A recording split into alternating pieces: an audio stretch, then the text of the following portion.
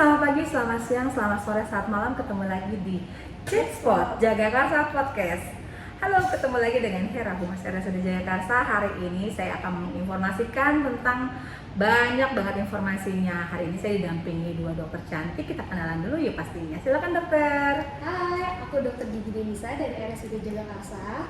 Hai, nama aku Dr. Gigi Rinda dari RSUD Jagakarsa. Gimana dok kabarnya? Sehat semua ya dok? Sehat, Ya, Dok. alhamdulillah. Dok, informasi tentang pertanyaan-pertanyaan pasien banyak banget yang masuk dari layanan WA, kemudian dari email tentang khususnya seputar gigi, karena memang banyak banget di RSUD Jagakarsa itu khususnya adalah pasien-pasien gigi dan gigi berlubang yang jelas banyak sekali dok.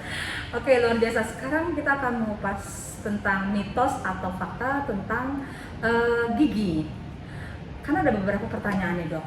Misalnya kalau anak kecil giginya kan susu tuh dok, dibiarkan aja deh nggak apa-apa, nanti juga akan tumbuh permanen. Betul nggak sih dok? Jadi nggak apa-apa deh, nanti juga dia akan tumbuh dengan gigi yang barunya. Itu benar nggak sih dok? Nah, ternyata ya pemikiran seperti itu sangat salah. Karena misalnya nih gigi susu yang berlubang itu yang awalnya tadi ada infeksi di permukaan mahkota, itu jika misalnya tidak ditambal dan tidak ditangani, itu infeksinya akan menjalar ke dalam yang sampai nanti terinfeksi juga jaringan syarafnya. Nah, itu sangat sakit ya mbak ya. Kalau udah kena sarafnya ya Iya, dok ya. sangat sakit. Nah, apalagi itu bisa menyebabkan nggak hanya sakit, bisa juga bengkak. Nah, Sakit, bengkak, campur ya. makanya, nah kita sebagai dewasa aja sakit gigi sedikit pasti udah aduh malas banget ngerjain apa-apa. Gimana yang anak-anak, kan? Betul dok. Anak-anak pasti lebih rewel, lebih susah makan dan lebih enggan bersosialisasi. Wah. Nah, itu tuh yang paling susahnya. Nah, dan ini juga yang paling penting, ternyata perawatan gigi sulung atau gigi susu itu akan mempengaruhi pertumbuhan gigi permanen penggantinya. Jadi memang gigi susu itu perawatannya sama pentingnya sama dengan perawatan gigi permanen. Oke, berarti memang perlu dirawat, Perlu. nggak yang berarti itu salah banget ya dok kalau Salah misalnya banget. dibiarkan begitu Salah, aja ya dok ya. iya. Jadi memang harus dijaga seperti itu Betul. dok.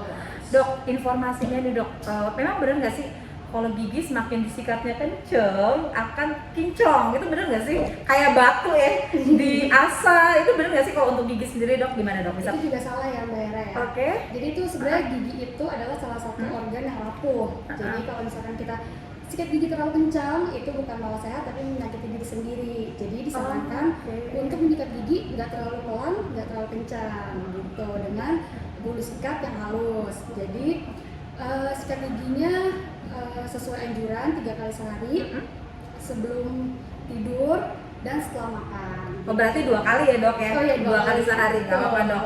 Berarti memang itu harus teratur untuk menyikat gigi ya dok ya. Dok, berarti persepsi masyarakat nih ya dok ya tentang itu udah selesai ya dok ya. Persepsi masyarakat tentang bau mulut nih dok, itu akan muncul bila pencernaan bermasalah, kayak misalnya ada mah atau pencernaan lainnya kan penuh banget ya kalau pencernaan itu ya. Kita bahasnya nggak tuntas deh kalau di sini. Tapi benar nggak sih dok, bau mulut itu timbul karena permasalahan di pencernaan? Nah, itu juga salah ya mbak ya. Karena ternyata faktanya beberapa penelitian itu menghasilkan bahwa 85% kejadian bau mulut itu dikarenakan atau disebabkan oleh mulut itu sendiri. Nah, jadi kenapa tuh bisa kayak gitu? Bau mulut itu dipicu oleh bakteri ya. Kalau di dalam rongga mulut kita, itu bakteri itu biasanya berkembang biak itu di sisa-sisa makanan yang lupa kita gosok. Nah, jadi mereka bakterinya itu makin berkolonisasi, berkembang biak, itu menyebabkan gigi berlubang bisa, menyebabkan gusi meradang bisa, terus menyebabkan tambalan yang ada itu menjadi bocor juga bisa. Nah, hingga bisa menempel di bagian belakang lidah. Nah, bakteri-bakteri itu nanti dia itu menghasilkan gas yang berbau. Nah, yang disebut volatile sulfur compound. Oke, dari Itu bakteri dia, itu ya. bakteri yang menghasilkan gas itu yang menyebabkan bau mulut dan menyebabkan berpengaruh juga jadinya kesehatan gigi dan mulut kita. Oke, iya. Pemirsa podcast, jangan lupa itu pesannya dokter Rinda ya. Berarti informasi tadi itu, Jadi bau mulut itu ternyata dari sisa-sisa makanan sisa yang makanan yang di gigi tidak tadi kita ya dok ya, sikat. nggak disikat, jadi sisa-sisa makanan bukan dari yang pencernaan tadi ya dok ya. Berarti itu mitos. Mitos. Oke, baik dokter. Sekarang ada pertanyaan lagi nih dok. Kalau misalnya kita sakit gigi nih dok ya, Ya. sakit gigi kita tuh nggak perlu lagi ke rumah sakit karena perlu izin dulu dari kantor kalau yang terus kuliah nggak kuliah dulu karena cukup minum obat warung terus udah nggak terasa sakitnya. Itu sebenarnya gimana dok menurut dokter? Obat itu cuma ngilangin sakitnya sementara aja Mbak Hera. Jadi infeksi bakteri itu tetap ada. Oke. Gitu. Jadi suatu saat akan timbul lagi. Jadi kalau misalnya kita minum obat emang udah nggak sakit, tapi sementara aja, bisa sehari kemudian sakit atau lusanya sakit lagi gitu. Jadi kalau misalkan emang sakit gigi, bolongnya masih kecil, lebih baik langsung ditambah.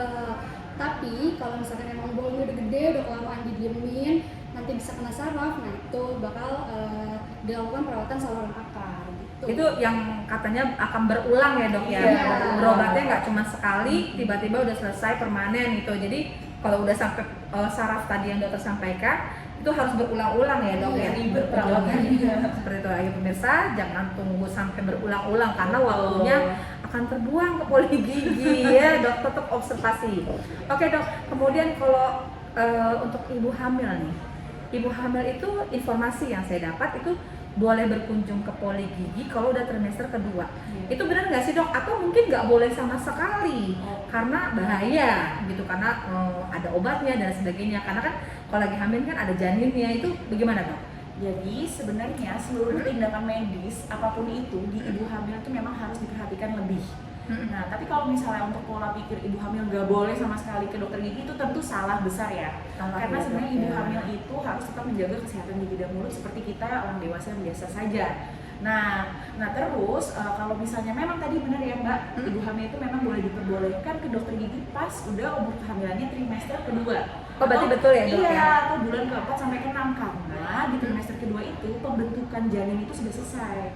Nah, jadi disitulah ibu hamil disarankan untuk kontrol ke dokter gigi atau misalnya ada tindakan yang harus dilakukan. Namun, kalau misalnya ada kasus-kasus emergensi nih, Dengan tentu, catatan ya dok iya, ya? Dengan kalau catatan ya? trimester berapapun tetap boleh ke dokter gigi untuk konsultasi Iya. dan nantinya pasti akan didiskusikan oleh dokter obgyn juga apakah boleh dilakukan tindakan atau tidak gitu. Oke. Jadi seperti itu ya dok. Kalau misalnya udah kasus-kasusnya emergensi, ya harap segera langsung ke tanpa nawar ya dok ya. Iya. Oke dok. Kemudian dok tentang ibu hamil, kemudian banyak lagi informasi kalau misalnya cabut gigi di atas atau di bawah, informasinya akan mengalami kebutaan. Itu benar nggak sih dok? Itu mitos banget Mbak Hera. Oke. Jadi sebenarnya mencabut gigi itu nggak menyebabkan kebutaan, tapi karena syaraf mata dan syaraf gigi itu dari cabang yang berbeda. Kalau syaraf mata itu namanya syaraf ophthalmicus. Kalau misalkan untuk rang atas itu maxillaris dan rang bawah itu mandibularis. Jadi selama pencabutan gigi tersebut dilakukan oleh dokter gigi, itu sebenarnya nggak kenapa-napa, udah aman-aman aja karena sebelum Aman ya dok ya? Iya betul, karena sebelum melakukan pencabutan itu akan dilakukan namanya wawancara medis. Dan jika dilakukan dengan menggunakan obat bius itu juga udah sesuai pilihannya gitu. Sudah cukup jadi ya, dok, yang ya? mengurangi efek samping gitu. Baik dokter. Nah dok, kemudian nih kalau misalnya ada orang tua itu, apakah dia udah otomatis akan ompong ya dok giginya? Apakah nanti yang namanya kan udah tua ompong giginya itu, saya pernah dengar banget dari kecil, udah tua ompong gitu ya. Jadi gimana dok, bener nggak sih dok itu? Oke, sejujurnya konsep pemahaman ini tuh sangat salah ya Mbak Hera ya. Karena proses penuaan itu memang harus kita proses penuaan itu memang menyebabkan atau mempengaruhi kondisi gigi dan mulut. Tapi tidak selalu menyebabkan gigi ompong. Karena faktanya Mbak, banyak banget di luar sana orang-orang yang berusia lebih dari 60 tahun itu keadaan gigi rongga mulut itu masih bagus, giginya masih lengkap semua, itu banyak banget. Nah, jadi tidak bergantung umur, bahkan sekarang yang giginya yang umur muda aja giginya tuh udah banyak yang bermasalah. Jadi asalkan kita walaupun makin tua tetap menjaga kebersihan gigi dan mulut, itu tidak berpengaruh untuk menjadi ompong gitu. Oke, yang penting dari awal tuh memang sudah dirawat, kontrol Periodik, rajin. iya, Jadi betul. nggak harus udah tua itu nanti ompong ya pemirsa podcast. Jadi itu jelas salah ya. Jelas salah. Waduh, informasinya luar biasa loh dok, sangat menarik sekali. Dok, next nih dok. Kalau misalnya untuk karang gigi dilakukan di rumah aja. Kayak misalnya saya punya ada karang gigi nih. Bersihin aja karang gigi di rumah. Susah pasti ya. Itu tapi bisa nggak sih dok dilakukan karang gigi itu di rumah? Sebenarnya yang dibersihin di rumah itu bukan karang gigi mbak, tapi Oke. plak. Beda ya dok? Beda, karena plak ini masih bersifat lunak, jadi masih bisa dibersihkan dengan sikat dan pasta gigi. Tapi kalau misalkan karang gigi emang harus ke dokter gigi karena alatnya itu menggunakan ultrasonic scalar gitu. Jadi kalau misalkan informasi yang menyebutkan bahwa karang gigi bisa dibersihin di rumah itu salah. Oke, Ya. ya. Berarti harus ke dokter Dokter gigi ya. gigi, Jangan ya. lupa counter Counter. besar karena memang alatnya itu khusus. Betul. Nanti kalau sembarangan jadi menimbulkan penyakit lainnya ya. Betul. Seperti itu. Dok, kalau misalnya ngebersihin karang gigi, informasinya katanya gigi kita akan goyang, bener nggak sih tuh? Jadi kalau dibersihin karang giginya terus gigi kita berasa goyang, itu bener nggak tuh dok? Nah, oke Mbak Hera, itu sebenarnya tidak sepenuhnya benar ya. Karena pembersihan karang gigi itu tidak merusak struktur jaringan penyangga gigi seperti tulang ataupun gusi. Nah, karang gigi itu sebenarnya akan terbentuknya dari plak gigi ya tadi ya, dari dokter Denisa juga sudah bilang. Nah, kalau misalnya plak dan karang gigi ini dalam jangka panjang tidak dibersihkan, itu kan nanti gigifanya radang ya Mbak, radang tuh merah, terus berdarah. Nah, itu tuh dapat menyebabkan kerusakan sampai tulang kalau tidak dibersihkan. Nah, atau yang namanya itu disebut periodontitis. Nah, kalau udah periodontitis ini baru gigi itu goyang Mbak. Jadi- Lain lagi tuh ya, Iya. lain lagi permasalahan ya dok ya. Jadi mungkin Oke. kasus-kasus yang misalnya habis membersihkan karang gigi terus gigi goyang, itu berarti karang giginya sudah terlalu banyak dan sudah pasien itu udah periodontitis. Jadi Apa sih dok bahasa awamnya itu? periodontitis itu berarti infeksinya itu udah sampai tulang Mbak. Udah sampai tulang untuk pemirsa podcast Jadi makanya lain tulangnya ya. jadi lemah. Oke, Nah, oke. udah nggak bisa oke. menjaga kekuatan giginya itu sendiri, jadilah dia goyang karena sudah terlalu banyak karang gigi yang menumpuk di dalam Gusinya. gusi dan Oke, gisinya benar podcast. gitu. Jadi luar biasa ya, yang goyang tadi disebabkan karena pada saat pembersihan karang itu sebenarnya salah karena ada penyebab lainnya ya dokter ya. Baik dokter Rinda, terima kasih banget nih dokter Rinda, kemudian dokter Denisa. Informasinya hari ini sangat menarik sekali buat pemirsa podcast. Nanti kita kapan-kapan bertemu lagi. Oh ya dok, untuk kesimpulan pada hari ini bisa diinformasikan? Ya, kesimpulannya ya, sekarang karena kita sudah era zaman digital ya, semua bisa di search di Google ataupun dimanapun itu. Jadi kalau misalnya kita tahu satu mitos atau pernyataan yang beredar di masyarakat, itu kita bisa langsung cari aja di internet, bener nggak sih pernyataan ini? Nah, dan apa alasannya? Kenapa nih kalau misalnya salah? Apa yang benarnya? Dan Kita apa harus penanganannya? Cari narasumber yang tepat ya dok Betul, ya. narasumbernya harus Oke, tepat. baik dokter. Selanjutnya dok, gimana dok? Ya jangan sampai kita tahu malah mitosnya, tapi nggak tahu faktanya gitu sih. Oke, karena beredar gosip yang ternyata nggak benar tadi Iya, kebanyakan ya. iya. Tadi sudah dikupas tuntas di podcast Iya. pada hari ini. Oke dokter, terima kasih informasinya. Sehat selalu buat dokter semua. Semoga selalu diberi keberkahan ya dok, karena telah memberikan informasi yang menarik buat podcast RSUD Jakarta. Baik, terima kasih saya ucapkan. Selamat pagi, selamat siang, selamat sore, selamat malam. Dah.